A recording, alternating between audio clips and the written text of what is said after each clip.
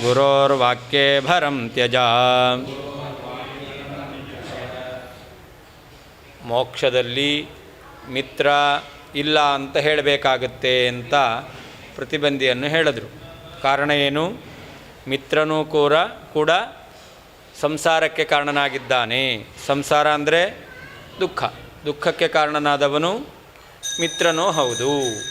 ಆದ್ದರಿಂದ ಸಂಸಾರದಲ್ಲಿ ಮಿತ್ರ ದುಃಖಕ್ಕೆ ಕಾರಣನಾಗಿದ್ದಾನೆ, ಸಂಸಾರದಲ್ಲಿ ದುಃಖ ಇದೆ, ಮೋಕ್ಷದಲ್ಲಿಯೂ ಮಿತ್ರ ಇದ್ದಾನೆ ಅಂತಂದರೆ ಮೋಕ್ಷದಲ್ಲಿಯೂ ಕೂಡ ಸಂಸಾರ ಇದೆ ಅಂತ ಆಗಬೇಕಾಗತ್ತೆ ಅಂತ ಹೇಳಿದರು. ಅದಕ್ಕೆ ಅವನು ಉತ್ತರ ಕೊಡ್ತಾನೆ, ರಾಗಾಭಾವೇನ ಯಾ ಶಾಂತಿ. ಮೋಕ್ಷದಲ್ಲಿ ಮಿತ್ರ ಇದ್ದಾನೆ, ಆದರೆ ಆ ಮಿತ್ರನಲ್ಲಿ ಏನಿಲ್ಲ, ಮೋಹಾದಿಗಳಿಲ್ಲ. ಮೋಹಾದಿಗಳಿಲ್ಲದೇ ಇರೋದರಿಂದಾಗಿ ಆ ಮಿತ್ರ ದುಃಖಕ್ಕೆ ಕಾರಣನಲ್ಲ ಅಂತ ಈ ರೀತಿಯಲ್ಲಿ ಹೇಳಬೇಕು. ಮಿತ್ರ ಇದ್ದಾನೆ, ಮಿತ್ರನೇ ಇಲ್ಲ ಅಂತ ಹೇಳಲ್ಲ, ಮಿತ್ರ ಇದ್ದಾನೆ. ಸಂಸಾರದಲ್ಲಿ ಮಿತ್ರ ಅವನು ದುಃಖಕ್ಕೆ ಕಾರಣ. ಯಾಕೆ? ಅವನಲ್ಲಿ ಮೋಹಾದಿಗಳಿರೋದ್ರಿಂದ. ಅದರಿಂದ ಮಿತ್ರನನ್ನು ಸಂಸಾರದಲ್ಲಿ ನಾವು ದುಃಖಕ್ಕೆ ಕಾರಣ ಅಂತ ಹೇಳ್ತೇವೆ. ಆದರೆ ಮಿತ್ರ ಇದ್ದರೂ ಮೋಕ್ಷದಲ್ಲಿ ರಾಗಾಭಾವೇನ, ಅವನಲ್ಲಿ ಮೋಹಾದಿಗಳಿಲ್ಲ, ಆದ್ದರಿಂದ ದುಃಖ ಇಲ್ಲ ಅಂತ ಹೇಳ್ತೇವೆ ಅಂತಂದರೆ ಅದಕ್ಕೆ ಹೇಳ್ತಾರೆ ಸಾ ದೇವಿ ದೇವಯೋ ಸಮ ಅಂತ. ಹಾಗಾದರೆ ಲಕ್ಷ್ಮೀನಾರಾಯಣರು ಕೂಡ ಪತಿಪತ್ನಿಯರು. ಆದರೆ ಕಲತ್ರ ಹೆಂಡತಿಯಾಗಿರ್ತಕ್ಕಂಥ ಲಕ್ಷ್ಮೀದೇವಿ ಇದ್ದಾಳೆ, ಆದರೆ ಮೋಹ ಇಲ್ಲ.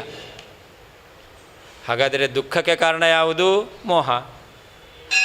ಮಿತ್ರ ಇದ್ದರೂ ಮೋಹ ಇಲ್ಲ, ಮೋಕ್ಷದಲ್ಲಿ ಮಿತ್ರನ ಒಪ್ಪಬಹುದು ಅಂತಾದರೆ ಹಾಗಾದರೆ ಮಿತ್ರನ ಇರುವಿಕೆಯೇ ದುಃಖಕ್ಕೆ ಕಾರಣ ಅಲ್ಲ, ಮಿತ್ರನಲ್ಲಿ ಮೋಹ ಇರುವಿಕೆ.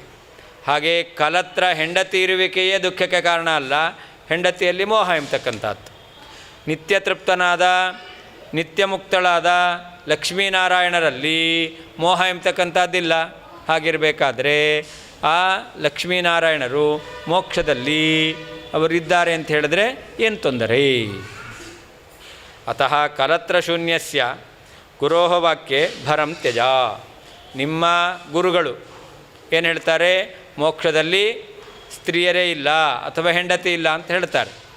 ಹೀಗೆ ಮೋಕ್ಷದಲ್ಲಿ ಹೆಂಡತಿಯೇ ಇಲ್ಲ ಎಂಬತಕ್ಕಂತಹ ನಿಮ್ಮ ಗುರುಗಳ ವಾಕ್ಯ ಇದೆಯಲ್ಲ, ಅದರಲ್ಲಿ ನೀನು ನಿನಗೇನು ಅದರಲ್ಲಿ ಅಷ್ಟು ಶ್ರದ್ಧೆ ಇದೆ, ಅದನ್ನು ಬಿಟ್ಟುಬಿಡು. ಯಾಕೆ? ಅದು ಸರಿಯಲ್ಲ.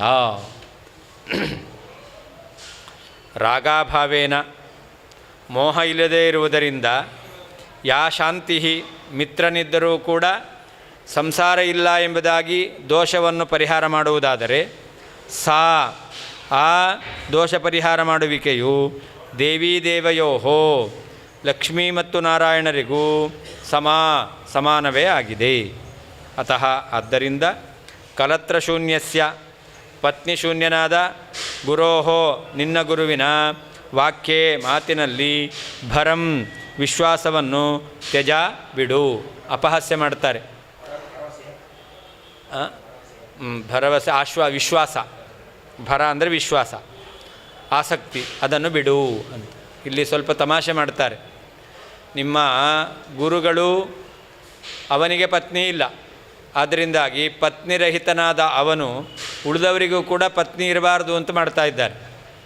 ಅದರಿಂದ ಪತ್ನಿರಹಿತನಾದ ನಿನ್ನ ಗುರುಗಳ ವಾಕ್ಯವನ್ನು ನೀನು ವಿಶ್ವಾಸ ಮಾಡಬೇಡ ಅಂತ ಹೇಳ್ತಾ ಇದ್ದಾರೆ. ಇಂದ ಕಲತ್ರ ಇದ್ದರೆ ದೋಷ ಅಲ್ಲ, ಕಲತ್ರ ಇದ್ದರೆ, ಕಲತ್ರರಲ್ಲಿ ದೋಷ ಇದ್ದರೆ ಮಾತ್ರ ಅದು ಸಂಸಾರ ಆಗುತ್ತೆ.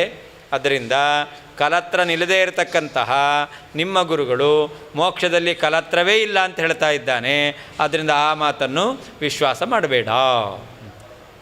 ಅದಕ್ಕೆ ಅವ್ರು ಹೇಳ್ತಾರೆ, ಅಂದರೆ ತಾನು ಕಲತ್ರರಹಿತನಾದವನು ತಾನು ಕೆಡೋದೆಲ್ಲ ಉಳಿದವ್ರನ್ನೂ ಕೆಡಿಸ್ತಾನೆ ಅಂತ ನಿಮ್ಮ ಗುರುಗಳು ಉಳಿದವರಿಗೂ ಕೂಡ ಪತ್ನಿ ಇಲ್ಲ ಅಂತ ಮಾಡಲಿಕ್ಕೆ ಹೊರಟಿದ್ದಾರೆ. ಅವರ ಮಾತನ್ನು ವಿಶ್ವಾಸ ಮಾಡಬೇಡ. ರಾಗಾಭಾವೇನ, ಮೋಹ ಇಲ್ಲದೇ ಇರುವುದರಿಂದ ಯಾ ಶಾಂತಿ, ಮೋಕ್ಷದಲ್ಲಿ ಮಿತ್ರನಿದ್ದರೂ ಸಂಸಾರ ಇಲ್ಲ ಎಂಬುದಾಗಿ ದೋಷ ಪರಿಹಾರ ಮಾಡುವುದಾದರೆ ಆ ದೋಷ ಪರಿಹಾರವು ದೇವೀ ದೇವಯೋಹೋ, ಲಕ್ಷ್ಮಿ ಮತ್ತು ನಾರಾಯಣರಿಗೆ ಸಮ, ಮೋಕ್ಷದಲ್ಲಿ ಮೋಹ ಇಲ್ಲ, ಆದ್ದರಿಂದಾಗಿ ಸಂಸಾರ ಇಲ್ಲ ಎಂಬುದಾಗಿ ಹೇಳಲಿಕ್ಕೆ ಬರ್ತಾ ಇದೆ. ಅತಃ ಆದ್ದರಿಂದ ಕಲತ್ರ ಶೂನ್ಯಸ್ಯ ಪತ್ನಿರಹಿತನಾದಂತಹ ಗುರೋಹೋ ಗುರುಗಳ ವಾಕ್ಯದಲ್ಲಿ ಭರಂ ವಿಶ್ವಾಸವನ್ನು ತ್ಯಜ ಬಿಡು. ನನು ರಾಗಾಭಾವಾತ್ ಮಿತ್ರಸಂಪತ್ತಿ ನ ಸಂಸಾರಾಯ ಇತ್ಯತಃ ರಾಗಾಭಾವೇನ ಇತಿ. ಮೋಕ್ಷದಲ್ಲಿ ರಾಗ ಅಂದರೆ ಮೋಹ ಇಲ್ಲದೆ ಇರುವುದರಿಂದ ಮಿತ್ರ ಸಂಪತ್ತಿ ನ ಸಂಸಾರಾಯ, ಮೋಕ್ಷದಲ್ಲಿ ಮಿತ್ರರಿದ್ದರೂ ಕೂಡ ಸಂಸಾರ ಇರಬೇಕು ಅಂತಿಲ್ಲ ಅಂತ ಹೇಳ್ತೀವಿ ಅಂತಂದರೆ ಅದಕ್ಕೆ ಉತ್ತರ ಕೊಡ್ತಾ ಇದ್ದಾರೆ. ರಾಗಾಭಾವೇನ ಇತಿ ಯಾ ಶಾಂತಿ ಅಂದರೆ ಏನರ್ಥ? ದೋಷ ಪರಿಹಾರ ರೂಪ ಅಂತ. ಮಿತ್ರನಿದ್ದರೂ ಆ ಮಿತ್ರ ಅವನು ದೋಷವುಳ್ಳವನಲ್ಲ ಎಂಬುದಾಗಿ, ಮೋಹ ಇಲ್ಲದೇ ಇರುವುದರಿಂದ ದೋಷ ಇಲ್ಲದೇ ಇರುವಂತಹ ಮಿತ್ರ ಮೋಕ್ಷದಲ್ಲಿರಬಹುದು ಅಂತ ಹೇಳ್ತೀರಾ ಅಂತಂದರೆ, ಸಂಸಾರ ಇಲ್ಲ ಅಂತ ಹೇಳ್ಬೋದು ಅಂತಂದರೆ ಸಾ ಶಾಂತಿ ದೇವಿ ದೇವಯೋ, ಅದಕ್ಕರ್ಥ ಲಕ್ಷ್ಮೀನಾರಾಯಣಯೋ, ಲಕ್ಷ್ಮೀನಾರಾಯಣರಿಗೂ ಕೂಡ ಆ ರೀತಿಯಲ್ಲಿ ದೋಷ ಇಲ್ಲ ಎಂಬುದಾಗಿ ಆ ಸಮಾಧಾನವನ್ನು ಮಾಡಲಿಕ್ಕೆ ಬರುತ್ತೆ. ಸಮಾನವಾಗಿದೆ. ನಾರೀ ದರ್ಶನೆ ಕಥಂ ನ ರಾಗ ಇತಿ ಚೇತ್ ಮಿತ್ರದರ್ಶನೆ ಕಥಂ ನ ರಾಗ ಇತಿ ಸಮಂ. ಅಲ್ಲ, ಮೋಕ್ಷದಲ್ಲಿ ಸ್ತ್ರೀಯರಿದ್ದರೆ ಸ್ತ್ರೀಯರನ್ನು ನೋಡಿದಾಗ ಮೋಹ ಬರಲ್ಲ ಅಂತ ಹೇಗೆ ಹೇಳ್ತೀರಾ ಅಂತಂದರೆ ಅದಕ್ಕೆ ನಾವು ಹೇಳ್ತೇವೆ, ಮೋಕ್ಷದಲ್ಲಿ ಮಿತ್ರರಿದ್ದರೆ ಆ ಮಿತ್ರನಲ್ಲೂ ಕೂಡ ಮೋಹ ಬರಲ್ಲ ಅಂತ ಹೆಂಗೆ ಹೇಳ್ತೀರಾ? ಅವ್ರು ಹೇಳೋದು ಮೋಕ್ಷದಲ್ಲಿ ಸ್ತ್ರೀಯರಿದ್ದರೆ ಮೋಹ ಬರಬೇಕಾಗತ್ತೆ ಅಂತ. ನಾರೀ ದರ್ಶನೆ ಕಥಂ ನ ರಾಗ, ಮೋಕ್ಷದಲ್ಲಿ ಸ್ತ್ರೀಯರಿದ್ದು ಅವರನ್ನು ದರ್ಶನ ಮಾಡಿದಾಗ ಅವರಲ್ಲಿ ಮೋಹ ಆಗಲೇಬೇಕಲ್ವಾ ಅಂತ ಹೇಳಿದ್ರೆ ನಾವು ಹೇಳ್ತೇವೆ, ಲೋಕದಲ್ಲಿ ಮಿತ್ರರನ್ನು ನೋಡಿದಾಗ ಮಾತಾಡಿಸ್ಬೇಕು ಅಂತ ಅನಿಸುತ್ತೆ. ಆವಾಗೇನು ಮಾಡ್ತಾನೆ, ಅಲ್ಲಿ ಅವನಿಗೆ ರಾಗ ಮೋಹ ಎಂಬತಕ್ಕಂಥದ್ದು ಉಂಟಾಗುತ್ತೆ. ದೂರದಲ್ಲಿ ನೋಡಿದ ಕೂಡಲೇ ಹೋಗ್ತಾನೆ. ಆದ್ದರಿಂದ ಮೋಕ್ಷದಲ್ಲೂ ಕೂಡ ಮಿತ್ರನಿದ್ದಾರೆ ಅಂತಾದರೆ ಮೋಹ ಎಂಬತಕ್ಕಂಥದ್ದು ಬರಲೇಬೇಕಲ್ಲ. ಅದಕ್ಕೆ ಅಲೌಕಿಕ ರೂಪತ್ವಾತ್ ಮಿತ್ರದರ್ಶನೇಪಿ ನರಾಗಶ್ಚೇತ್ ಸಮಂ ಕಲತ್ರೇಪಿ ಅಂತ. ಅಲ್ಲ, ಆ ಮೋಕ್ಷದಲ್ಲಿರ್ತಕ್ಕಂತಹ ಮಿತ್ರ ಇದ್ದಾನಲ್ಲ, ಅವನು ಅಲೌಕಿಕನಾದವನು. ಆದ್ದರಿಂದಾಗಿ ಅವನಲ್ಲಿ ನೋಡಿದ ಕೂಡಲೇ ಮೋಹ ಎಂಬತಕ್ಕಂಥದ್ದು ಬರಲ್ಲ. ಮಿತ್ರ ಇದ್ದಾನೆ, ಅಲೌಕಿಕನಾದ ಮಿತ್ರ, ಅದರಿಂದ ನೋಡಿದವನಿಗೆ ಅವನಲ್ಲಿ ಮೋಹ ಎಂಬತಕ್ಕಂಥದ್ದು ಬರೋದಿಲ್ಲ ಅಂತಂದರೆ ಅದಕ್ಕೆ ಹೇಳ್ತಾರೆ ಸಮಂ ಕಲತ್ರೇಪಿ. ಮೋಕ್ಷದಲ್ಲಿ ಪತ್ನಿಯೂ ಇದ್ದಾಳೆ, ಆದರೆ ಅಲೌಕಿಕವಾದಂಥ ಸ್ವರೂಪವುಳ್ಳ ಪತ್ನಿ ಇದ್ದಾಳೆ. ಆದ್ದರಿಂದ ಅವಳನ್ನು ನೋಡಿದರೂ ಕೂಡ ಮೋಹ ಬರಲ್ಲ ಎಂಬುದಾಗಿ ಹೇಳಲಿಕ್ಕೆ ಬರುತ್ತೆ. ಆದ್ದರಿಂದ ಮೋಹವೇ ಏನು ಸಂಸಾರಕ್ಕೆ ಕಾರಣ. ಆ ಮೋಹ ಎಂಬತಕ್ಕಂಥದ್ದು ಇಲ್ಲ, ಪುತ್ರನಲ್ಲೂ ಇಲ್ಲ ಮಿತ್ರನಲ್ಲೂ ಇಲ್ಲ ಅಂತ ಹೇಳಿಬಿಟ್ರೆ ಆವಾಗ ಕಲತ್ರವನ್ನು ಒಪ್ಪಲಿಕ್ಕೂ ಮಿತ್ರನ ಒಪ್ಪಲಿಕ್ಕೂ ಕೂಡ ಏನು ಸಮಸ್ಯೆ ಇಲ್ಲ. ತಮಾಷೆ ಮಾಡ್ತಾರೆ ನೋಡಿ. ಕಲತ್ರ ಶೂನ್ಯಸ್ಯ ಇತ್ಯನೇನ ಸ್ವಯಂ ನಷ್ಟ ಪರಾನ್ ನಾಶಯತಿ ಇತಿ ನ್ಯಾಯಾವತಾರಂ ಸೂಚಯತಿ ಅಂತ. ಕಲತ್ರ ಶೂನ್ಯಸ್ಯ ಅಂತ ಹೇಳಿದ್ದಾರೆ. ಅದರಿಂದ ಒಂದು ನ್ಯಾಯವನ್ನು ಹೇಳ್ತಾ ಇದ್ದಾರೆ. ಏನಂತ? ತಾನು ಹಾಳಾದ ಉಳಿದವರನ್ನು ಕೂಡ ಹಾಳು ಮಾಡ್ತಾನೆ ಅಂತ. ತಾನಂತೂ ಪತ್ನಿಯನ್ನು ಕಟ್ಟಿಕೊಳ್ಳಿಲ್ಲ, ಆದರೆ ಉಳಿದವರು ಕೂಡ ಪತ್ನಿಯನ್ನು ಕಟ್ಟಿಕೊಳ್ಬಾರ್ದು ಎಂಬುದಾಗಿ ಅವನು ನಾಶ ಮಾಡ್ತಾ ಇದ್ದಾನೆ ಎಂಬತಕ್ಕಂಥ ನ್ಯಾಯವನ್ನು ಹೇಳ್ತಾ ಇದ್ದಾರೆ ಅಂತ. ಕಲತ್ರ ಶೂನ್ಯಸ್ಯ ಇತ್ಯನೇನ ಸ್ವಯಂ ನಷ್ಟ, ತಾನು ಹಾಳಾಗಿದ್ದಾನೆ, ಪರಾನ್ನಾಶಯತಿ, ಉಳಿದವರನ್ನು ಕೂಡ ನಾಶ ಮಾಡ್ತಾನೆ ಎಂಬತಕ್ಕಂಥ ನ್ಯಾಯವನ್ನು ಹೇಳಿದಂತೆ ಆಯಿತು.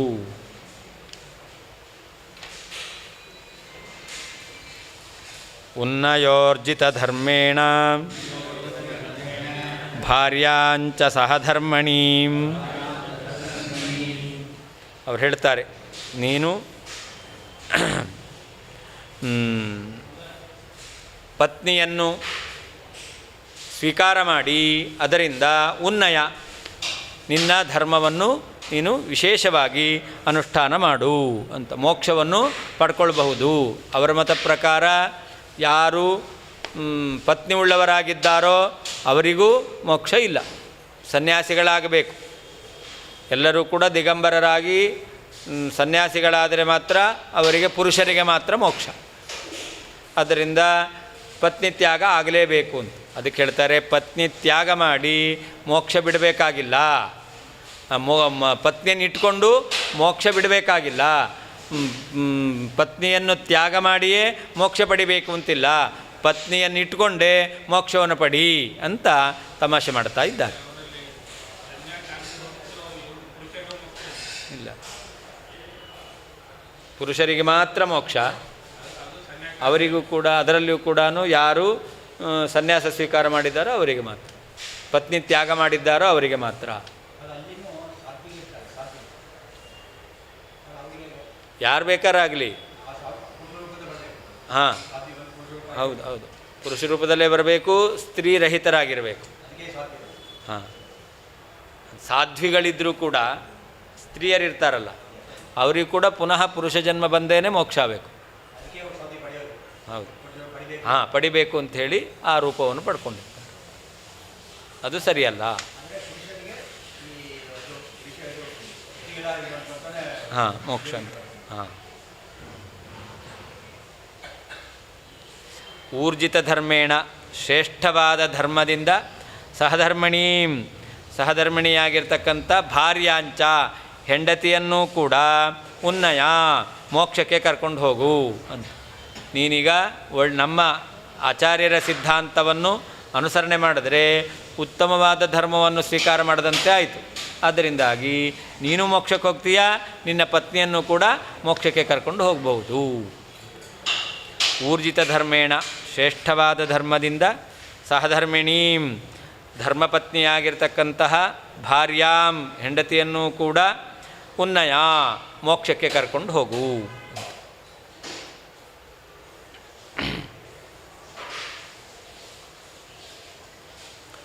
ಸತತೋರ್ಧ್ವಗತಿರ್ನೃಣಾಂ ಮಹಾಕ್ಲೇಶಕರೀ ತವ ಮುಕ್ತೋ ಚೇತ್ ಸುಖಕರೀ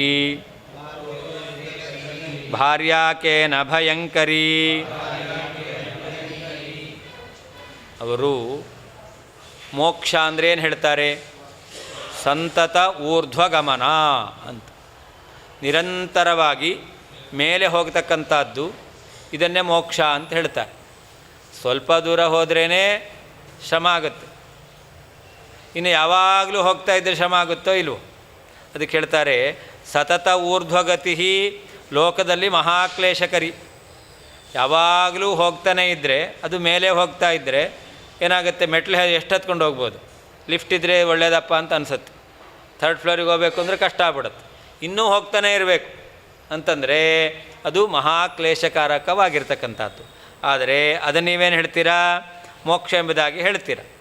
ಹಾಗಾದರೆ ಅದನ್ನೇನು ಮೋಕ್ಷ ಅಂತ ಹೇಳ್ತೀಯ ಅಂತಾದರೆ ಅವ್ರು ಕೇಳ್ತಾರೆ, ಭಾರ್ಯಾಕೇನ ಭಯಂಕರಿ, ಅಂತಹ ಸತತ ಊರ್ಧ್ವಗಮನ ಎಂಬತಕ್ಕಂಥದ್ದು ನಿನಗೆ ಸುಖಕಾರಕವಾಗಿದೆ ಅಂತಾದರೆ ಆ ಹೆಂಡತಿ ಅಷ್ಟೇನು ದುಃಖ ಕೊಡ್ತಾಳೇನು? ಇಲ್ಲ. ಹಾಗಾದರೆ ಪತ್ನಿ ಇದ್ದರೆ ಅದಕ್ಕೆ ನಿನಗೆ ತೊಂದರೆ ಏನು ಅಂತ ಕೇಳ್ತಾ ಇದ್ದಾರೆ. ಸತತ ಊರ್ಧ್ವಗಮನ ಎಂಬತಕ್ಕಂಥದ್ದು ಮೋಕ್ಷ ಅಂತ ಹೇಳ್ತೀರ. ಆ ಊರ್ಧ್ವಗಮನವೂ ಕೂಡ ಸುಖರೂಪವೇ ಆಗಿದೆ ಅಂತಾದರೆ ಪತ್ನಿ ಎಂಬತಕ್ಕಂಥವಳು ಆ ಸತತ ಊರ್ಧ್ವಗಮನ ಎಂಬತಕ್ಕಂಥದ್ದು ಎಷ್ಟು ದುಃಖವೋ ಅಷ್ಟು ದುಃಖಕಾರಕಳಲ್ಲ. ಆದ್ದರಿಂದಾಗಿ ಅವಳು ಯಾಕೆ ನಿನಗೆ ಭಯಂಕರಳಾದ್ಲು? ಆ ಸ್ತ್ರೀಗೆ ಮೋಕ್ಷ ಇಲ್ಲ ಅಂತ ಯಾಕೆ ಹೇಳ್ತೀಯಾ ಅಂತ ಪ್ರಶ್ನೆ ಮಾಡ್ತಾರೆ. ನೃಣಾಂ, ಮನುಷ್ಯರಿಗೆ ಮಹಾಕ್ಲೇಶಕರಿ, ಅತ್ಯಂತ ದುಃಖದಾಯಕವಾದಂತಹ ಸತತೋರ್ಧ್ವಗತಿ, ಯಾವಾಗಲೂ ಮೇಲಕ್ಕೆ ಹೋಗುವಿಕೆಯು ತವ ನಿನ್ನ ಮತದಲ್ಲಿ ಮುಕ್ತೌ ಮೋಕ್ಷದಲ್ಲಿ ಸುಖಕರಿ ಸುಖವಾಗಿದೆ ಸ್ಯಾಚೇತ್ ಅಂತಾದರೆ ಭಾರ್ಯ ಹೆಂಡತಿಯು ಮಾತ್ರ ಕೇನ ಯಾವ ಕಾರಣದಿಂದ ಭಯಂಕರಿ ಭಯವನ್ನುಂಟು ಮಾಡ್ತಾಳೆ, ದುಃಖ ಕಾರಣಳಾಗ್ತಾಳೆ. ನೃಣಾಂ, ಮನುಷ್ಯರಿಗೆ ಮಹಾಕ್ಲೇಶಕರಿ ಅತ್ಯಂತ ದುಃಖದಾಯಕವಾದಂತಹ ಸತತೋರ್ಧ್ವಗತಿ ಯಾವಾಗಲೂ ಮೇಲಕ್ಕೆ ಹೋಗುವಿಕೆಯು ತವ ನಿನ್ನ ಮತದಲ್ಲಿ ಮುಕ್ತೋ ಮೋಕ್ಷದಲ್ಲಿ ಸುಖಕರಿ ಮೋಕ್ಷಕ್ಕೆ ಕಾರಣವಾಗಿದೆ ಸ್ಯಾತ್ ಚೇತ್ ಅಂತಂತಾದರೆ ಭಾರ್ಯ ಹೆಂಡತಿಯು ಮಾತ್ರ ಕೇನ ಯಾವ ಕಾರಣದಿಂದ ಭಯಂಕರಿ, ದುಃಖಕ್ಕೆ ಕಾರಣಲಾಗ್ತಾಳೆ, ಭಯಂಕರಳಾಗ್ತಾಳೆ. ತದುಕ್ತ ಮೋಕ್ಷಸ್ವರೂಪಂ ದೂಷಯನ್ನೇವ ಭಾರ್ಯಾ ಸಂಪತ್ತೇಃ ದೋಷತ್ವಂ ದೂಷಯತಿ.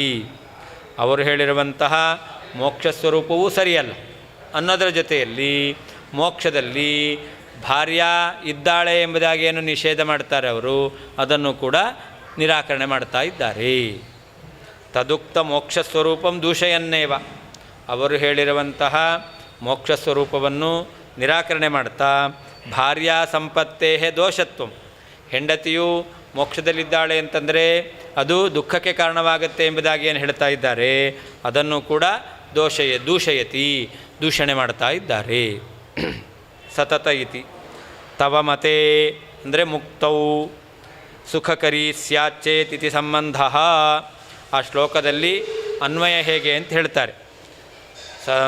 ನೃಣಾಂ ಮಹಾಕ್ಲೇಶಕರಿ ಸತತೋರ್ಧ್ವಗತಿ ಅಂತಾದಮೇಲೆ ತವ ಮತೆ ಮುಕ್ತೌ ಸುಖಕರಿ ಚೇತ್ ಸ್ಯಾತ್ ಅಂತ ಅದನ್ನು ಅನ್ವಯ ಮಾಡಿಕೊಳ್ಬೇಕು ಅಂತ. ತರ್ಹಿ ಭಾರ್ಯಾಪಿ, ಹೆಂಡತಿಯೂ ಕೂಡ ಕೇನ ನಿಮಿತ್ತೇನ, ಯಾವ ಕಾರಣದಿಂದ ಭಯಂಕರಿ, ಅವಳು ದುಃಖಕ್ಕೆ ಕಾರಣಲಾಗ್ತಾಳೆ. ತಥಾಚ ಮುಕ್ತೌ ಸತತೋರ್ಧ್ವಗತಿವತ್ ಭಾರ್ಯಾಪಿ ಅಂಗೀಕಾರ್ಯ ಇತಿ ಭಾವ. ಮೋಕ್ಷದಲ್ಲಿ ಹೇಗೆ ನೀವು ಸತತೋರ್ಧ್ವಗತಿಯನ್ನು ಒಪ್ತೀರೋ ಅದು ದುಃಖಮಯವಾದದ್ದು, ಆದರೂ ಅದನ್ನು ಒಪ್ತೀರಾ ಅಂತಾದರೆ ದುಃಖ ಕಾರಣಳಾದ ಹೆಂಡತಿಯನ್ನು ಯಾಕೆ ಒಪ್ಪಬಾರ್ದು, ಅದನ್ನು ಒಪ್ಪ್ರಿ. ಅದರಿಂದ ಸ್ತ್ರೀಯರೇ ಇಲ್ಲ ಎಂಬುದಾಗಿ ಅಥವಾ ಪತ್ನಿ ಇಲ್ಲ ಅಂತ ಹೇಳ್ತಕ್ಕಂಥದ್ದು ಸರಿಯಲ್ಲ.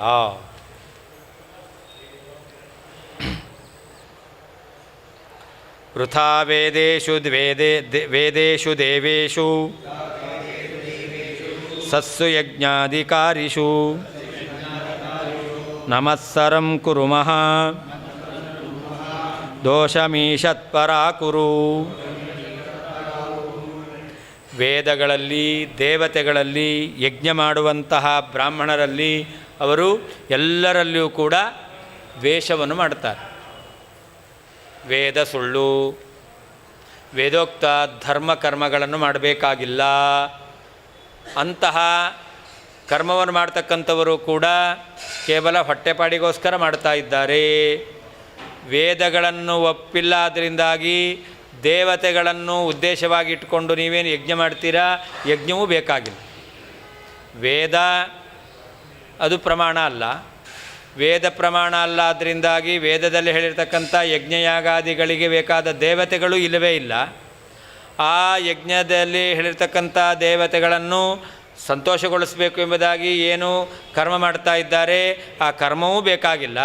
ಕರ್ಮ ಮಾಡೋರಲ್ಲೂ ಕೂಡ ಅವರು ದ್ವೇಷವನ್ನು ಮಾಡ್ತಾ ಇದ್ದಾರೆ, ಅವರು ಯಾರೂ ಕೂಡ ಸಾಧುಗಳಲ್ಲ ಅಂತ ವೇದಗಳನ್ನು, ವೇದೋಕ್ತ ದೇವತೆಗಳನ್ನು, ವೇದೋಕ್ತ ಕರ್ಮಾನುಷ್ಠಾನ ಮಾಡ್ತಕ್ಕಂಥ ಬ್ರಾಹ್ಮಣರನ್ನು ಎಲ್ಲರನ್ನೂ ನಿಂದನೆ ಮಾಡ್ತಾರೆ.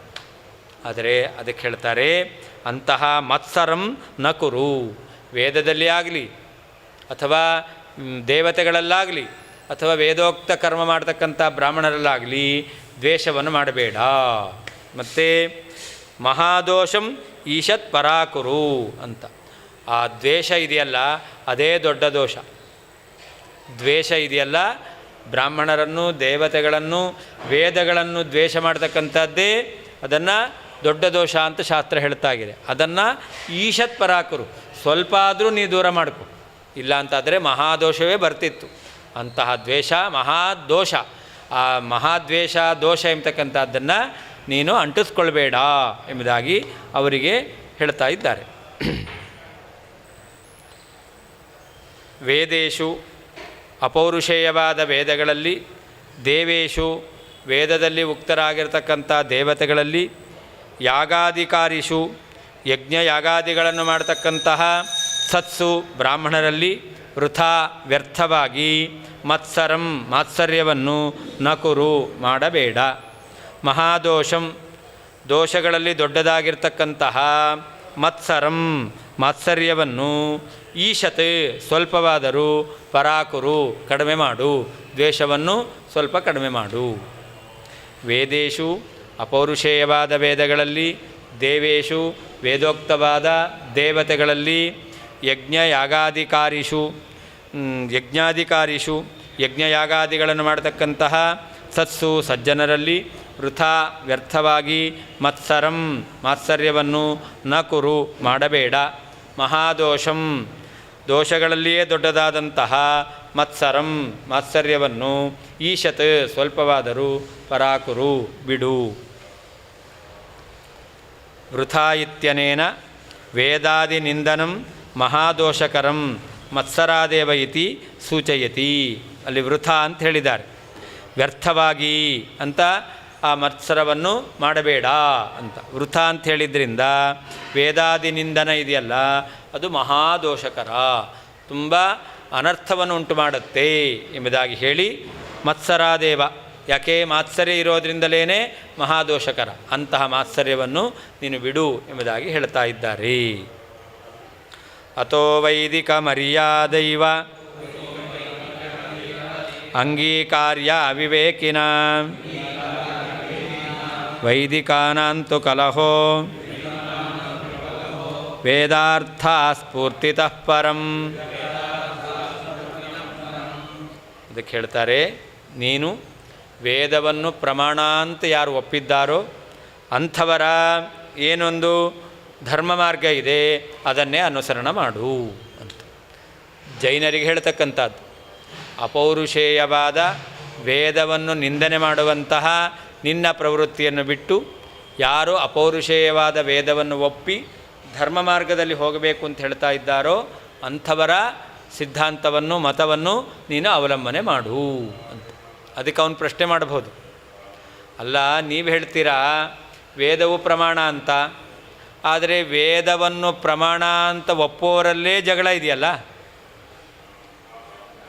ಕೆಲವರು ದೇವರು ಒಬ್ಬನೇ ಅಂತಾರೆ, ಕೆಲವರು ದೇವರು ಜೀವ ಒಬ್ಬನೇ ಅಂತಾರೆ, ದೇವರೊಬ್ಬನೇ ಅಂತ ಕೆಲವರು ಹೇಳೋರು, ಕೆಲವರು ದೇವರು ಜೀವರು ಒಬ್ಬನೇ ಅಂತಾರೆ, ಇನ್ನು ಕೆಲವರು ದೇವರು ಜೀವರು ಆಮೇಲೆ ಒಬ್ಬರೇ ಅಂತಾರೆ. ಅಂತೂ ದೇವರೊಬ್ಬನೇ ಅನ್ನೋದನ್ನು ಒಪ್ಪಬೇಕು ಅಥವಾ ಆತ್ಮ ಒಬ್ಬನೇ ಅನ್ನೋದನ್ನು ಒಪ್ಪಬೇಕು. ಅಂದರೆ ದೇವರೊಬ್ಬನೇ ಅಂದರೆ ಜೀವರು ಬೇರೆ ದೇವರು ಬೇರೆ ಅಂತ ಅರ್ಥ. ದೇವರೊಬ್ಬನೇ, ಜೀವರೆಲ್ಲ ಬೇರೆ ಅನ್ನೋದನ್ನು ಒಪ್ಪಬೇಕು. ಜೀವ ಮತ್ತು ಪರಮಾತ್ಮ ಒಂದೇ ಅನ್ನೋದನ್ನು ಒಪ್ಪಬೇಕು. ಅಥವಾ ಜೀವ ಪರಮಾತ್ಮನಿಗೆ ಇಲ್ಲಿ ಅಭೇದ, ಇಲ್ಲಿ ಭೇದ, ಅಲ್ಲಿ ಅಭೇದ ಅಂತ ಹೇಳ್ತಾರಲ್ಲ, ಈ ರೀತಿಯಾಗಿರ್ತಕ್ಕಂತಹದ್ದನ್ನು ಒಪ್ಪಬೇಕು. ಇದೆಲ್ಲ ಹೇಗೆ? ಇಂತಹ ಮತಗಳೆಲ್ಲ ಪ್ರಚಾರಕ್ಕೆ ಬಂದದ್ದು ಹೇಗೆ, ಪ್ರಸಿದ್ಧಿಗೆ ಬಂದದ್ದು ಹೇಗೆ? ಇದಕ್ಕೆಲ್ಲ ಮೂಲ ಯಾವುದು? ವೇದ. ವೇದವನ್ನು ಪ್ರಮಾಣ ಎಂಬುದಾಗಿ ಒಪ್ಪುವರಲ್ಲಿಯೇ ವಿವಾದ ಇರಬೇಕಾದ್ರೆ ಆಚಾರ್ಯ ವಾದಿರಾಜರೇನು ಹೇಳಿದ್ರು? ವೈದಿಕ ಮತವನ್ನು ನೀನು ಅಲ್ಲಿ ಅಂಗೀಕಾರ ಮಾಡು ಅಂತ. ವೈದಿಕ ಮತದಲ್ಲಿಯೇ ಪುನಃ ವೈಲಕ್ಷಣ್ಯ ಇರೋದರಿಂದ ಯಾವ ವೈದಿಕ ಮತವನ್ನು ಅವಲಂಬಿಸಬೇಕು ಅಂತ ಗೊಂದಲ ಆಗುತ್ತೆ. ಅದರಿಂದ ಈ ವೈದಿಕ ಮತದಲ್ಲಿ ಗೊಂದಲ ಇರೋದರಿಂದ ಈ ವೇದವನ್ನೇ ಬಿಟ್ಟು ನಾವು ಅವೈದಿಕ ಮತವನ್ನು ಇಟ್ಕೊಂಡಿದ್ದೇವೆ. ಯಾಕಾಗಬಾರ್ದು? ವೇದವನ್ನು ಒಪ್ಪಿದರೂ ಕೂಡ ಐಕಮತ್ಯ ಇಲ್ಲ. ವೇದವನ್ನು ಒಪ್ಪೋರಲ್ಲೂ ಕೂಡ ಭಿನ್ನಾಭಿಪ್ರಾಯ ಇದೆ ಅಂತಂದ ಮೇಲೆ ವೇದವನ್ನು ಯಾಕೆ ಪ್ರಮಾಣ ಅಂತ ಒಪ್ಪಬೇಕು? ವೇದವನ್ನು ಬಿಟ್ಟು ನಾವು ಹೇಳಿದ್ದೇ ಪ್ರಮಾಣ ಅಂತ ಹೇಳ್ಬೋದಲ್ಲ ಅಂತ ಪ್ರಶ್ನೆ ಬರುತ್ತೆ. ಅದಕ್ಕೆ ಉತ್ತರವನ್ನು ಕೊಡ್ತಾರೆ, ವೇದ ಪ್ರಮಾಣ. ವೇದದಲ್ಲಿ ಹೇಳಿದ್ದು ಒಂದೇ ವಿಷಯ, ಆದರೆ ಅಲ್ಲಿಗೆ ವೈಲಕ್ಷಣ್ಯ ಜಗಳ ಯಾಕೆ ಅಂತಂದರೆ ವೇದಾರ್ಥ ಅಸ್ಫೂರ್ತಿತಃ, ವೇದದ ಸರಿಯಾದ ಅರ್ಥ ತಿಳ್ಕೊಂಡಿಲ್ಲ. ಆದ್ದರಿಂದಾಗಿ ಇಂತಹ ವಿವಾದ ಎಂಬತಕ್ಕಂಥದ್ದು, ಕಲಹ ಎಂಬತಕ್ಕಂಥದ್ದು ಉಂಟಾಗಿದೆ. ಕಲಹ ಉಂಟಾಗಲಿಕ್ಕೇನು ಕಾರಣ? ವೇದದ ಅರ್ಥದ ಸರಿಯಾಗಿ ಆಗಿಲ್ಲ ಅಂತ. ಕೆಲವೊಂದು ಬಾರಿ ಲೋಕದಲ್ಲೂ ಹಾಗಾಗತ್ತೆ ತಾನೆ. ನಾನು ಹೇಳಿದ್ದೇನೋ ಅವನು ಅಂದ್ಕೊಂಡಿದ್ದೇನೋ ಅಂತ. ಹಾಗಾದರೆ ಮಾತಾಡುವವರ ಮಾತು ಸರಿಯಾಗಿ ಅರ್ಥ ಆಗಲಿಲ್ಲ ಅಂತಂದರೆ ಲೋಕದಲ್ಲೇನಾಗುತ್ತೆ? ವಿವಾದ ಉಂಟಾಗುತ್ತೆ. ಹಾಗೆ ವೇದದ ಮಾತುಗಳು ಅರ್ಥ ಆಗಲಿಲ್ಲ ಅಂತಾದರೆ ವಿವಾದ ಉಂಟಾಗುತ್ತೆ. ಹಾಗಾದರೆ ವಿವಾದ ಉಂಟಾಗಲಿಕ್ಕೇನು ಕಾರಣ? ವೇದ ಸರಿಯಾಗಿ ಅರ್ಥ ಆಗಿಲ್ಲ ಅನ್ನೋದು ಕಾರಣ ಹೊರತು ವೇದದಲ್ಲಿ ಯಾವ ರೀತಿಯಾದ ವಿವಾದ ಎಂಬತಕ್ಕಂಥದ್ದು ಇಲ್ಲವೇ ಇಲ್ಲ. ವೇದ ಒಂದೇ ವಿಷಯವನ್ನು ಹೇಳ್ತಾ ಇದೆ. ಅತಃ ಅವೈದಿಕ ಮತದಲ್ಲಿ ದೋಷ ಇರುವುದರಿಂದ ವಿವೇಕಿಯಾದ ಪುರುಷನಿಂದ ವೈದಿಕ ಮರ್ಯಾದಾ ಏವ ವೇದೋಕ್ತವಾಗಿರ್ತಕ್ಕಂಥ ಧರ್ಮ ಮಾರ್ಗವೇ ಅಂಗೀಕಾರ್ಯ ಸ್ವೀಕರಿಸಲ್ಪಡತಕ್ಕದ್ದು. ಪರಂ ಆದರೆ ವೈದಿಕಾನಂತೂ ವೇದವನ್ನು ಪ್ರಮಾಣ ಎಂಬುದಾಗಿ ಒಪ್ಪಿರತಕ್ಕಂತಹ ವ್ಯಕ್ತಿಗಳಲ್ಲಿ ವೇದಾರ್ಥ ಅಸ್ಫೂರ್ತಿತಃ ವೇದದ ಸರಿಯಾದ ಅರ್ಥ ತಿಳಿಯದೇ ಇರುವುದರಿಂದ ಕಲಹ ವಿವಾದವು ಉಂಟಾಗಿದೆ. ಅತಃ ಅವೈದಿಕ ಮತಗಳಲ್ಲಿ ದೋಷ ಇರುವುದರಿಂದ ವಿವೇಕಿಯಾದ ಪುರುಷನಿಂದ ವೈದಿಕ ಮರ್ಯಾದಾ ಏವ ವೇದೋಕ್ತವಾಗಿರ್ತಕ್ಕಂತಹ ಧರ್ಮ ಮಾರ್ಗವೇ ಅಂಗೀಕಾರ್ಯ ಸ್ವೀಕರಿಸಲ್ಪಡ್ತಕ್ಕದ್ದು. ಪರಂ ಆದರೆ ವೈದಿಕಾನಾಂ ವೇದಗಳನ್ನು ಪ್ರಮಾಣ ಎಂಬುದಾಗಿ ಒಪ್ಪಿದವರಲ್ಲಿಯೂ ಕೂಡ ವೇದಾರ್ಥ ಅಸ್ಫೂರ್ತಿತಃ ವೇದದ ಸರಿಯಾದ ಅರ್ಥ ತಿಳಿಯದೇ ಇರುವುದರಿಂದ ಕಲಹ ಜಗಳ ಎಂಬತಕ್ಕಂಥದ್ದು ವಿವಾದ ಎಂಬತಕ್ಕಂಥದ್ದು ಉಂಟಾಗಿದೆ. ಅತಃ ಇತ್ಯುಪಸಂಹಾರ ಅತಃ ಎಂಬುದಾಗಿ ಇಷ್ಟರವರೆಗೆ ಹೇಳಿರ್ತಕ್ಕಂತಹ ಜೈನರ ಖಂಡನೆ ಅದನ್ನು ಮುಗಿಸ್ತಾ ಇದ್ದಾರೆ, ಉಪಸಂಹಾರ ಮಾಡ್ತಾ ಇದ್ದಾರೆ. ಹಾಗಾದ್ರೆ ಏನು ಹೇಳಿದ್ರು? ವೈದಿಕ ಮರ್ಯಾದಾ ಅಂಗೀಕಾರ್ಯ ವೇದೋಕ್ತ ಧರ್ಮ ಮಾರ್ಗವನ್ನು ಅವಲಂಬಿಸಬೇಕು ಅಂತ. ಅದಕ್ಕೆ ಹೇಳ್ತಾರೆ, ನಾನು ವೈದಿಕ ಮರ್ಯಾದಾ ಅಂಗೀಕಾರಿಣಾಮಪಿ ಭವತಾಂ ಕುತಃ ಪರಸ್ಪರಂ ಕಲಹ ವೇದವನ್ನೇ ಪ್ರಮಾಣ ಎಂಬುದಾಗಿ ಒಪ್ಪಿರ್ತಕ್ಕಂತಹ ನಿಮ್ಮಲ್ಲಿಯೂ ಕೂಡ ವಿವಾದ ಯಾಕೆ ಅಂತ ಪ್ರಶ್ನೆ ಬಂದರೆ ಉತ್ತರ ಕೊಡ್ತಾರೆ. ವೈದಿಕ ಮರ್ಯಾದಾ ಅಂಗೀಕಾರಿಣಾಂ ಅಪಿ ಭವತಾಂ ವೇದವನ್ನೇ ಪ್ರಮಾಣ ಎಂಬುದಾಗಿ ಒಪ್ಪಿರ್ತಕ್ಕಂತಹ ದ್ವೈತಿಗಳು, ಅದ್ವೈತಿಗಳು, ವಿಶಿಷ್ಟಾದ್ವೈತಿಗಳು ಎಲ್ಲರೂ ಇದ್ದಾರಲ್ಲ, ಇವರಿಗೆ ಕುತಃ ಪರಸ್ಪರಂ ಕಲಹ ಅವ್ರು ಹೇಳಿದ್ದು ಇವರು ಒಪ್ಪಲ್ಲ, ಇವ್ರು ಹೇಳಿದ್ದು ಅವರು ಒಪ್ಪಲ್ಲ, ಈ ರೀತಿಯಾಗಿರ್ತಕ್ಕಂಥ ವಿವಾದ ಯಾಕೆ ಅಂತಂದರೆ ವೈದಿಕಾನಾಮಿತಿ ಅಸ್ಫೂರ್ತಿತಃ ಅಂತ ಇತ್ಯುಪಲಕ್ಷಣಂ ಅಂದರೆ ವಿಪರೀತ ಸ್ಫೂರ್ತಿತಃ ಇತ್ಯಪಿ ಗ್ರಾಹ್ಯಂ. ಅಸ್ಫೂರ್ತಿ ಅಂತಿದೆ, ಒಂದೋ ಸರಿಯಾಗಿ ತಿಳಿಲಿಲ್ಲ ಅಥವಾ ತಪ್ಪಾಗಿ ತಿಳಿದಿದ್ದಾರೆ ಅಂತ ಅರ್ಥ. ವಿವಾದ ಬರಲಿಕ್ಕೇನರ್ಥ? ವೇದದ ಅರ್ಥವನ್ನು ಸರಿಯಾಗಿ ತಿಳಿಲಿಲ್ಲ ಒಂದರ್ಥ, ಅಥವಾ ತಪ್ಪಾಗಿ ತಿಳಿದಿದ್ದಾರೆ ಅಂತ. ಕಲಹ ಶಾಂತಿಸ್ತು ಬ್ರಹ್ಮಮೀಮಾಂಸ ಉಕ್ತರೀತ್ಯ ಸಮ್ಯಕ್ ಉಪಕ್ರಮಾದೀನ ನಿರ್ಣಯ ಸತಿ ಸ್ಯಾತ್. ಈ ವಿವಾದ ಪರಿಹಾರ ಆಗೋದು ಹೇಗೆ? ಓಂ ತತ್ವ ಸಮನ್ವಯಾತ್ ಓಂ ಅಂತ ಹೇಳಿದ್ದಾರೆ. ಅದಕ್ಕೆ ಹೇಳ್ತಾರೆ ಬ್ರಹ್ಮಮೀಮಾಂಸಾ ಶಾಸ್ತ್ರ ಉಕ್ತರೀತ್ಯ. ಬ್ರಹ್ಮಮೀಮಾಂಸಾ ಶಾಸ್ತ್ರ ಅಂದರೆ ಬ್ರಹ್ಮಸೂತ್ರಗಳು. ಬ್ರಹ್ಮಸೂತ್ರಗಳಲ್ಲಿ ಹೇಳಿರುವಂಥ ರೀತಿಯಲ್ಲಿ ನಾವು ಉಪಕ್ರಮ, ಉಪಸಂಹಾರ, ಅಭ್ಯಾಸ, ಅಪೂರ್ವತ, ಫಲ, ಅರ್ಥವಾದ, ಉಪಪತ್ತಿ ಅಂತ ಇದೆಲ್ಲವೂ ಕೂಡ ವೇದದ ಅರ್ಥವನ್ನು ನಿರ್ಣಯ ಮಾಡಲಿಕ್ಕಿರ್ತಕ್ಕಂತಹ ಸಹಕಾರಿಗಳು. ಇಂತಹ ಸಹಕಾರಿಗಳಿಂದ ವೇದಕ್ಕೆ ಇದೇ ಅರ್ಥ ಅಂತ ಒಂದೇ ಅರ್ಥವನ್ನು ನಿರ್ಣಯ ಮಾಡಲಿಕ್ಕೆ ಬರುತ್ತೆ. ಉಳಿದವರು ಹೇಳಿದ್ದು ಉಪಕ್ರಮಾದಿಗಳಿಗೆ ವಿರುದ್ಧವಾಗಿ ಅರ್ಥ ಹೇಳಿದ್ದಾರೆ. ಮಧ್ವಾಚಾರ್ಯ ಹೇಳಿರ್ತಕ್ಕಂಥದ್ದು ಉಪಕ್ರಮಾದಿಗಳಿಗೆ ಅನುಗುಣವಾದದ್ದು. ಹಾಗಾದರೆ ಉಪಕ್ರಮಾದಿಗಳ ವಿರುದ್ಧವಾದ ಅರ್ಥ ಬಿಡಬೇಕು, ಉಪಕ್ರಮಾದಿಗಳಿಗೆ ಅನುಗುಣವಾದ ಅರ್ಥ ಸ್ವೀಕಾರ ಮಾಡಬೇಕು ಅಂತ ಒಂದೇ ಅರ್ಥವನ್ನು ನಿರ್ಣಯ ಸ್ವೀಕಾರ ಮಾಡಲಿಕ್ಕೆ ಬರುತ್ತೆ. ಅದರಿಂದ ವಿವಾದ ಇಲ್ಲವೇ ಇಲ್ಲ. ಉಪಕ್ರಮ, ಉಪಸಂಹಾರ, ಅಭ್ಯಾಸ, ಅಪೂರ್ವತ, ಫಲ, ಅರ್ಥವಾದ, ಉಪಪತ್ತಿ, ಲಿಂಗಂ ತಾತ್ಪರ್ಯ ನಿರ್ಣಯೇ ಅಂತ ಹೇಳ್ತಾರೆ. ಈಗ ಜೀವಬ್ರಹ್ಮರಿಗೆ ಭೇದವೋ ಅಭೇದವೋ? ಕೆಲವರು ಏನು ಹೇಳ್ತಾರೆ? ತತ್ವಮಸಿ ಅಂತ ವಾಕ್ಯ ಇದೇನು ಹೇಳುತ್ತೆ? ಜೀವಬ್ರಹ್ಮರಿಗೆ ಅಭೇದವನ್ನು ಹೇಳುತ್ತೆ ಅಂತ ಹೇಳ್ತಾರೆ. ನಾವೇನು ಹೇಳ್ತೇವೆ? ಇದೇ ವಾಕ್ಯ ಜೀವಬ್ರಹ್ಮರಿಗೆ ಭೇದ ಇದೆ ಅಂತ ನಾವು ಹೇಳ್ತೇವೆ, ಒಂದೇ ವಾಕ್ಯ. ಹಾಗಾದರೆ ಈ ವಾಕ್ಯ ಯಾವ ಸಂದರ್ಭದಲ್ಲಿ ಪ್ರಾರಂಭ ಆಯಿತು? ಉಪಕ್ರಮ ಅಂದರೆ ಯಾವ ಸಂದರ್ಭದಲ್ಲಿ ಈ ವಾಕ್ಯ ಬಂದಿದೆ ಅಂತ ವಿಚಾರ ಮಾಡಬೇಕು. ಯಾವ ವಾಕ್ಯ ಯಾವ ಸಂದರ್ಭದಲ್ಲಿ ಬಂದಿದೆ ಈ ವಾಕ್ಯ? ಉದ್ದಾಲಕರು ತನ್ನ ಮಗನಾದ ಶ್ವೇತಕೇತು ಅಹಂಕಾರದಿಂದ ನಡ್ಕೊಳ್ಳುವಂಥ ಸಂದರ್ಭದಲ್ಲಿ ಈ ವಾಕ್ಯ ಬಂದಿದೆ. ಹಾಗಾದರೆ ಅಹಂಕಾರದಿಂದ ನಡ್ಕೊಳ್ಳುವಾಗ ಏನು ಮಾಡ್ತಾರೆ? ಇನ್ನೊಂದಿಷ್ಟು ಅಹಂಕಾರ ಬೆಳೀಲಿ ಅಂತಾರೋ ಅಥವಾ ಅಹಂಕಾರ ಕಳೀಲಿ ಅಂತಾರೋ? ಅಹಂಕಾರ ಕಳಿಬೇಕು. ಹಾಗಾದರೆ ಅಹಂಕಾರ ಕಳಿಬೇಕು ಅಂತಂದರೆ ಅವಾಗ ನೀನು ಸ್ವತಂತ್ರನಲ್ಲ ಅಂತ ಹೇಳಿದ್ರೆ ಏನಾಗುತ್ತೆ? ಅಹಂಕಾರ ಇಳಿಯುತ್ತೆ. ನೀನೇ ದೇವರು ಅಂತಂದರೆ ಅಹಂಕಾರ ಬೆಳೆಯುತ್ತೆ. ಹಾಗಾದರೆ ತತ್ವಮಸಿ ಅಂತಕ್ಕಂಥ ವಾಕ್ಯ ಇದೆಯಲ್ಲ, ಇದರ ಉಪಕ್ರಮ ಯಾವ ರೀತಿಯಲ್ಲಿ ಆಗಿದೆ ಅಂತ ವಿಚಾರ ಮಾಡಬೇಕು. ಪ್ರಾರಂಭ ಹೇಗಾಗಿದೆ ಅಂತ. ಪ್ರಾರಂಭ ಆದದ್ದು ಯಾಕೆ? ಶ್ವೇತಕೇತುವಿನ ಅಹಂಕಾರವನ್ನು ಇಳಿಸ್ಲಿಕ್ಕೋಸ್ಕರ. ಹಾಗಾದರೆ ನೀನೇ ಬ್ರಹ್ಮ ಅಂತ ಹೇಳಿದ್ರೆ ಯಥಾವತ್ತಾಗಿ ಅರ್ಥ ಮಾಡಿಬಿಟ್ರೆ ಏನಾಗುತ್ತೆ? ಅಹಂಕಾರ ಇಳಿಯಲ್ಲ, ಅಹಂಕಾರ ಇನ್ನಷ್ಟು ಜಾಸ್ತಿ ಆಗುತ್ತೆ. ಉಪನಿಷತ್ತು ಹೇಳಿದೆ, ಸ್ತಬ್ಧ ಯೇ ಯಾಯ, ಸ್ತಬ್ಧ ಅಹಂಕಾರದಿಂದ ಬಂದಿದ್ದಾನೆ. ಅಹಂಕಾರ ಇಳಿಸುವ ಪ್ರವೃತ್ತಿ ಯಾವಾಗುತ್ತೆ? ಯಾರಿಗೋ ಅಹಂಕಾರ ಬಂದಿದೆಯೋ, ನೀನೇ ಚಂದ್ರ ನೀನೇ ಇಂದ್ರ ಅಂತಂದರೆ ಅವಾಗ ಅವನಿಗೆ ಇನ್ನಷ್ಟು ಅಹಂಕಾರ ಏರುತ್ತೋ ಅಹಂಕಾರ ಇಳಿಯುತ್ತೋ? ಹಾಗಾದರೆ ಉದ್ದಾಲಕರು ಮಗನ ಅಹಂಕಾರ ಕಡಿಮೆ ಮಾಡಬೇಕು ಅಂತ ವಾಕ್ಯವನ್ನು ಹೇಳ್ತಾರೆ ತತ್ವಮಸಿ ಅಂತ. ಅವಾಗೇನಂತ ಹೇಳಬೇಕು? ನೀನು ಬ್ರಹ್ಮ ಅಂತಂದರೆ ಬ್ರಹ್ಮನೇ ಆಗಿದೆ ಅಂತ ಹೇಳಬಾರ್ದು. ಮತ್ತೇನಂತ ಹೇಳಬೇಕು? ಬ್ರಹ್ಮನ ಅಧೀನ ಅಂತ ಹೇಳಬೇಕು. ಹಾಗಾದ್ರೆ ನಾವು ಹೇಳುವಂಥ ಅರ್ಥ ಉಪಕ್ರಮಕ್ಕೆ ಅನುಗುಣವಾಗಿದೆ, ಅವರು ಹೇಳುವಂಥ ಅರ್ಥ ಉಪಕ್ರಮಕ್ಕೆ ವಿರೋಧವಾಗಿದೆ. ಅದರಿಂದಾಗಿ ಇದನ್ನು ನಾವು ಇಟ್ಟುಕೊಂಡು ವಾಕ್ಯಕ್ಕೆ ಏನರ್ಥ ನಿರ್ಣಯ ಮಾಡಬೇಕಷ್ಟೇ ಹೊರತು ಮೇಲ್ನೋಟದ ಅರ್ಥ ಸರಿಯಲ್ಲ.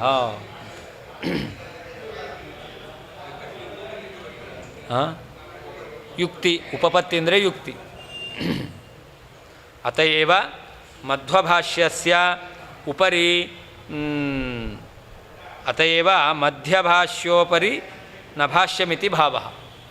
ಆಚಾರ್ಯರ ಭಾಷ್ಯ ಬಂತು ಅಂದಮೇಲೆ ಅದರ ಮೇಲೆ ಇನ್ನೊಂದು ಭಾಷ್ಯ ಬಂದಿಲ್ಲ. ಯಾಕೆ?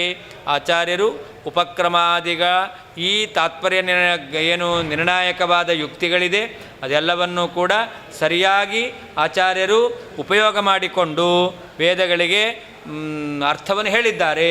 ಆದ್ದರಿಂದ ಅದು ಯುಕ್ತಿಯುಕ್ತವಾದದ್ದು. ಇದರ ಮೇಲೆ ಇನ್ನೊಂದು ಭಾಷ್ಯ ಬಂದಿಲ್ಲ. ಆದ್ದರಿಂದ ವೈದಿಕ ಮತ ಅಂದರೆ ಯಾವ ಮತ ಆಯಿತು? ವೇದಕ್ಕೆ ಪೂರ್ಣವಾಗಿ ಪ್ರಾಮಾಣ್ಯವನ್ನು ಪ್ರತಿಪಾದನೆ ಮಾಡಿರ್ತಕ್ಕಂತಹ ಆಚಾರ್ಯರ ಮತ. ಆ ಮಧ್ವಾಚಾರ್ಯರ ಮತವನ್ನು ಅವಲಂಬನೆ ಮಾಡು. ಉಳಿದದ್ದು ಯಾವುದು ಕೂಡ ವೈದಿಕ ಮತ ಆಗಿರಬಹುದು. ವೇದದ ಅರ್ಥ ತಪ್ಪಾಗಿ ತಿಳಿದಿದ್ದಾರೆ ಅಥವಾ ವೇದದ ಅರ್ಥ ತಿಳಿಯದೇ ಹೇಳಿದ್ದಾರೆ, ಅಂತಹ ಮತಗಳನ್ನು ಆಶ್ರಯಿಸಬೇಡ. ಶ್ರೀಕೃಷ್ಣಾರ್ಪಣವಸ್ತು. ಮಧ್ಯಾಹ್ನ 2:15